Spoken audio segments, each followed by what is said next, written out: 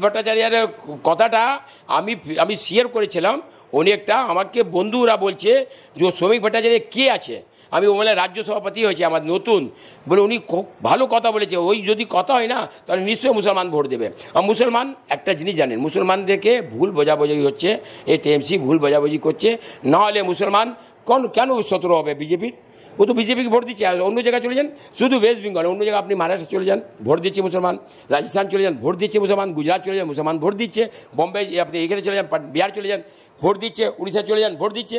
কিন্তু ওয়েস্ট বেঙ্গলে একটা কী করছে, এই চোর সরকার কী করছে, এরা একটা জিনিস জানে, যদি মোদিজি চলে আসে, মোদিজি পার্টি যদি এখানে বিজেপি ক্ষমতাতে আসে, তাহলে আমাদের তো এমনি থাকতে পারবো না, তাহলে আমরা দুর্নীতি করতে পারবো না, আমরা চুরি করতে পারবো না। এখন চুরি করছে, আমাদেরকে ধরে বন্ধ করে দিচ্ছে, তাহলে তো আবারও অবস্থা খারাপ হয়। বাংলা হান্টের আরো খবর দেখতে নজর রাখুন। বাংলা খবর মানেই বাংলা হান্ট।